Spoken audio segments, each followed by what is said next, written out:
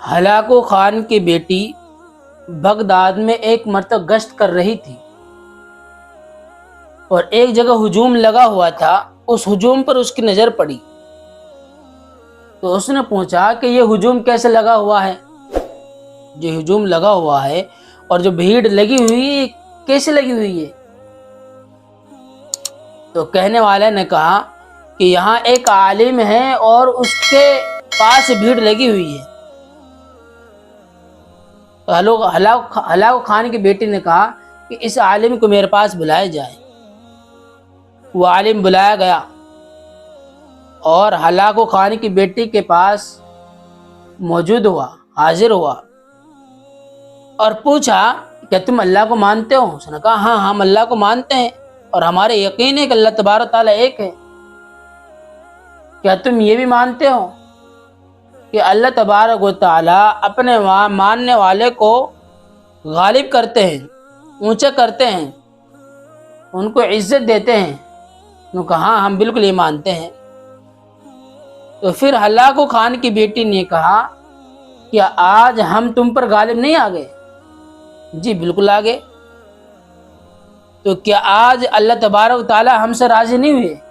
تو اس کا مطلب تو ہم تو اللہ زیادہ قریب ہے، تم کہاں زیادہ قریب ہوئے؟ اس نے کہا جی ایسے نہیں ہے۔ تو بات کیا ہے؟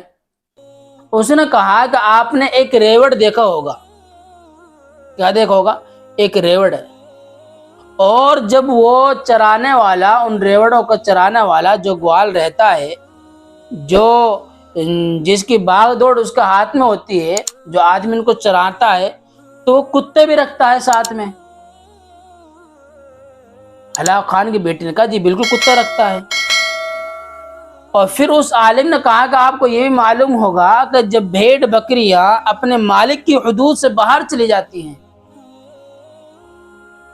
اس کی کمان میں نہیں آتی بھیڑ بکریاں، تو پھر وہ کیا کرتا ہے؟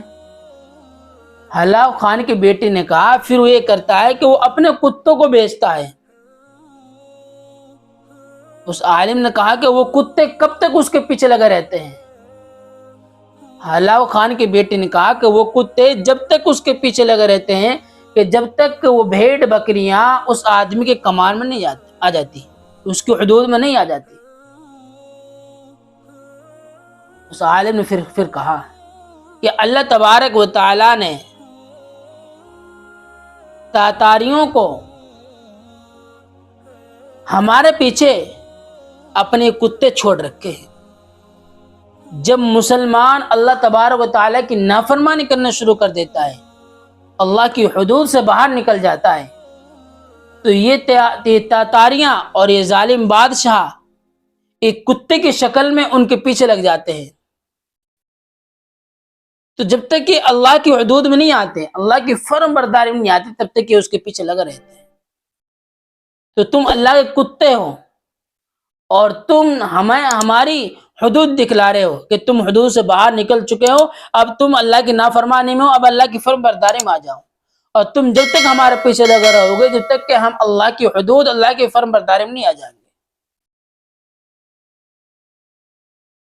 اس لیے میرا عزیزو، یہ ظلم جہاں جہاں پر بھی ہوتا ہے، یہ اللہ کا عذاب جہاں جہاں پر بھی آتا ہے، تو یہ ہم اللہ کی نافرمانیوں سے باہر نکل جاتے ہیں، اللہ کی فرم برداری سے باہر نکل جاتے ہیں، نافرمانیاں کرنا شروع کر دیتے ہیں، اللہ کی حدود سے باہر نکل جاتے ہیں، تو پھر ظلم زیادتی ہوتی ہے۔